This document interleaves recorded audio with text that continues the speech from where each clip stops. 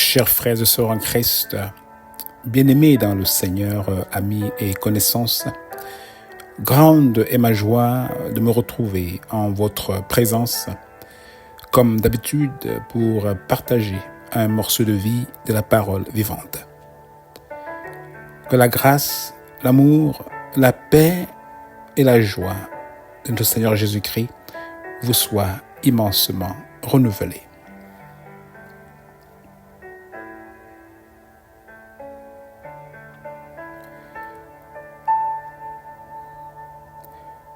Voici la parole vivante. Car les châtiments de Dieu m'épouvantent, et je ne puis rien devant sa majesté. Car les châtiments de Dieu m'épouvantent, et je ne puis rien devant sa majesté. Job 31, verset 23. Souffris autant. Que t'ai-je fait, Seigneur? Tel est le titre de notre méditation du jour. Le châtiment de Dieu n'est pas toujours une réponse à nos fautes ou péchés que l'on aurait commis. Si c'était le cas, Jésus aurait été la première personne à se plaindre. Il lui aurait certainement demandé « Que t'ai-je fait, mon Dieu, pour devoir subir toutes ces humiliations de la part des hommes jusqu'à mourir à la croix ?» C'est aussi une question que toi et moi sommes déjà posées lorsque nous faisons face à un ou à des malheurs. Que t'avons-nous fait, Seigneur, pour subir tout ce qui nous arrive? Frères et sœurs, amis, c'est déjà une très belle attitude, n'est-ce pas, de se poser ce genre de questions. Cela dénote que l'on peut, n'est-ce pas, se sentir, même sans forcément croire en Dieu, que chaque action, bonne ou mauvaise, a ses conséquences. Alors se poser la question de savoir qu'ai-je fait à toi, Seigneur, pour mériter ce qui m'arrive, est une manière de réfléchir sur soi afin de voir si ces actions s'alignent avec celles de Dieu ou non, sinon les corriger s'il y a lieu. À la suite de ces malheurs, Job, un homme qui craignait Dieu, s'est posé 1001 questions afin de savoir si le malheur qu'il subissait n'était pas une conséquence de quelque chose de mal que lui, en tant que personne, ou ses enfants, ou sa famille, aurait fait envers Dieu. Et voici quelques-unes de ces questions. Il va dire: si j'ai marché dans le mensonge, si mon pied a couru vers la fraude, que me pèse, que Dieu me pèse dans la balance des justes. Et en Job 31, verset 8, il va dire: si mon pas s'est détourné du droit chemin, si mon cœur a suivi mes yeux, si quelque souillure s'est attachée à mes mains, que je sème et qu'un autre récolte. Une autre question: si mon cœur a été séduit par une femme, que ma femme tourne la meule vers un autre. Et il y en a plusieurs lorsqu'on ouvre le livre de Job dans la parole de Dieu. Et voilà quelques questions, oui, d'introspection de Job. Et après cette introspection, Job va conclure que dans toute la ligne, il n'a pas commis une faute ou bien manqué même de confesser une faute, n'est-ce pas, qui le condamnerait et mériterait, n'est-ce pas, qu'il souffre autant devant Dieu. La question est donc celle de savoir pourquoi Dieu laisse-t-il son serviteur subir une si dure épreuve? une épreuve au point de perdre tout ce qu'il possédait. Job a perdu ses biens. Il a perdu sa famille, sa femme, ses enfants. Quelle faute grave est-ce que Job aurait commise? C'est la question que pouvait, se poser Job. Et c'est aussi le jugement que les autres pouvaient avoir sur Job. Les gens pouvaient le voir et dire, il est devenu ainsi parce que Dieu le récompense pour le mal qu'il aurait fait. Et écoutons quelques amis de Job. Parler à Job dans sa souffrance. Parler à Job, n'est-ce pas, dans sa détresse, dans son épreuve. L'un va dire, ta méchanceté n'est-elle pas grande? Tes fautes ne sont-elles pas infinies? Car tu prenais des gages à tes frères sans raison. Tu dépouillais les pauvres de leurs vêtements.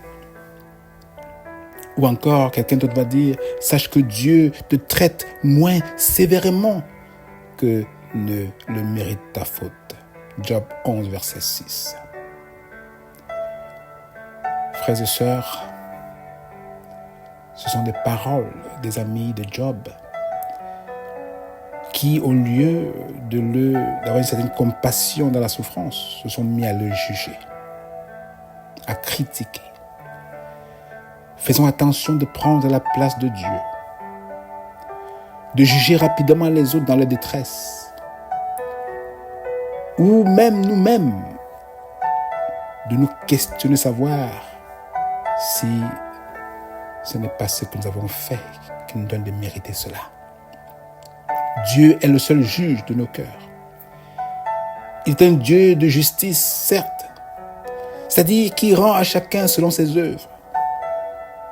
N'oublions pas qu'il est aussi un Dieu miséricordieux et compatissant. Sa parole nous dit qu'il ne nous traite pas selon nos péchés, qu'il ne nous punit pas selon nos iniquités. Au psaume 103, verset 10. Oui, lorsqu'on confesse ses péchés, sa parole nous dit qu'il est juste et bon de nous les pardonner. Qu'autant les cieux sont élevés au-dessus de la terre, autant sa bonté est grande pour ceux qui le craignent. Autant l'Orient est éloigné de l'Occident, autant il éloigne de nous nos transgressions. Voilà le Dieu que l'on sert. Et voilà son caractère.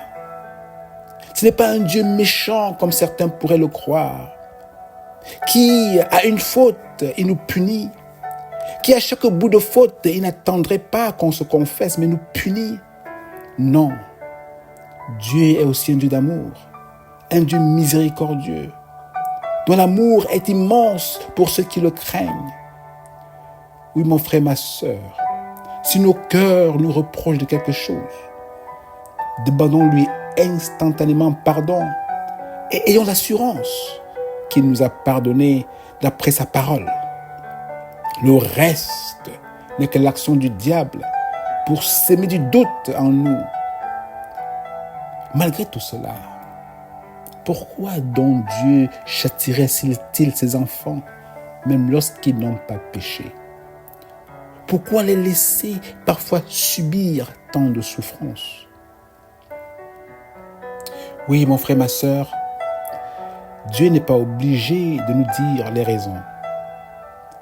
Mais nous devons avoir confiance en sa sagesse et son but dans notre vie. Si on s'est examiné et ne voyons rien en nous qui nous reprocherait, qui nous condamnerait, alors remettons-nous simplement à la sagesse et à la souveraineté de Dieu. Il sait tout. Il n'y a rien qui puisse nous arriver sans qu'il soit au courant. Il connaît mieux que quiconque notre personne, toi et moi. Ça parle de dire que même un cheveu de notre tête ne peut tomber si ce n'est sa volonté. Cette volonté, nous ne la comprenons pas toujours, mais on doit s'y mettre. Alors que Jésus sentait la mort venir, il cria à Dieu que cette coupe me soit ôté.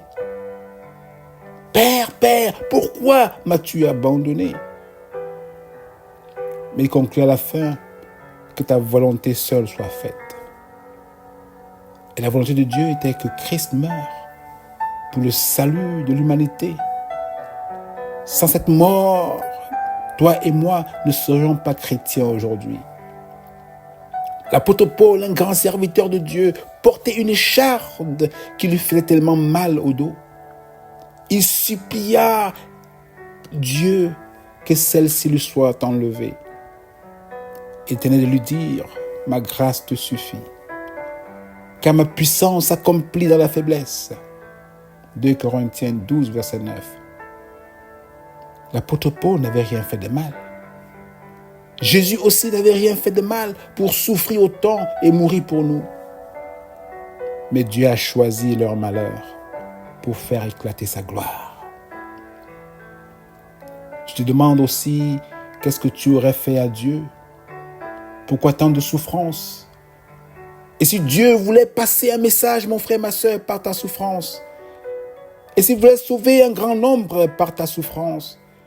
Et s'il voulait par ta souffrance, que par ta souffrance, tu te rapproches plus de lui, que tu t'attaches plus à lui, et s'il voulait vraiment que tu reviennes sur le droit chemin, et si, demande à Dieu, et s'il ne répond pas encore, dis-lui simplement, Seigneur, je me soumets à ta sagesse. Je ne comprends pas tout ou rien, mais tu connais tout. Ma souffrance fait mal. Seigneur, fais-moi grâce de supporter afin que ta volonté dans ma vie et à travers moi soit faite. Je suis à toi, ton humble serviteur. Fais de moi ce que tu veux. Accomplis tes plans dans ma vie. Ne me laisse pas à la risée et au jugement du monde, mais libère-moi en ton temps, comme tu l'as fait pour Jésus, qui est maintenant vivant auprès de toi. Comme tu l'as fait pour Job, en lui restaurant tout ce qu'il avait perdu. Et que toute la gloire te revienne. Oui, mon frère, ma soeur, que t'ai-je fait, Seigneur? Lui seul sait pourquoi. Mais il est prêt à te libérer, à te restaurer en son temps.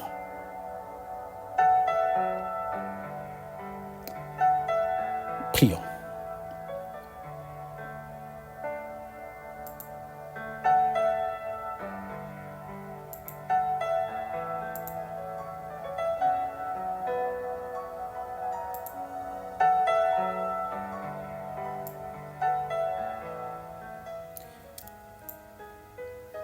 Et à la fin de cette prière,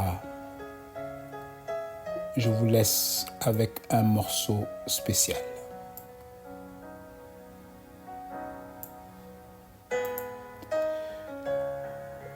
Lorsqu'un malheureux crie « Seigneur », tu écoutes et tu le délivres de toute ses détresses. Voici tes enfants, Seigneur, devant toi avec leurs peines,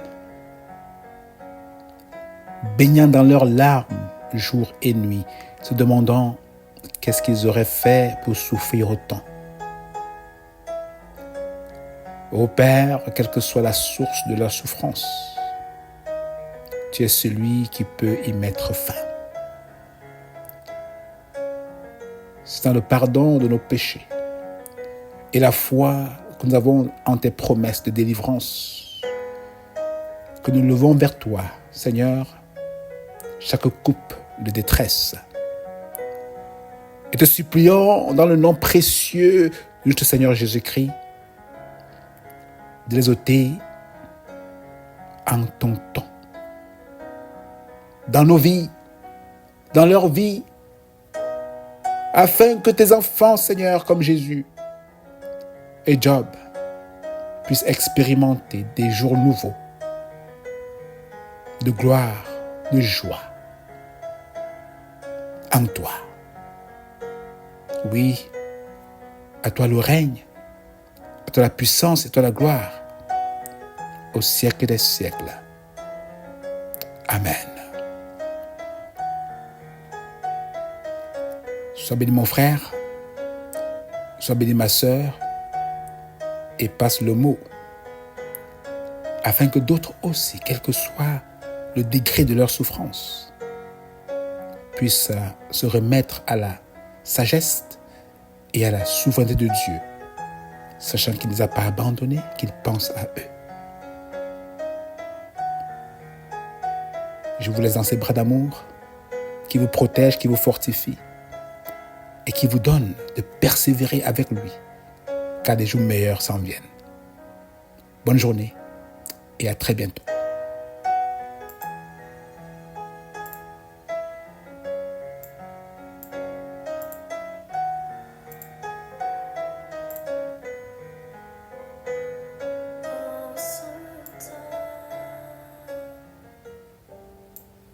En son temps, ce que Dieu fait parfait en son temps. Seigneur Jésus, je te prie, montre-moi que dans ma vie, tu fais tout ce que tu dis en ton temps, en son temps, en son temps. Ce que Dieu fait parfait en son temps. Seigneur Jésus, je te prie, montre-moi que dans ma vie, tu fais tout ce que tu dis en ton temps, en ton temps, en ton temps. Ce que tu fais parfait en ton temps.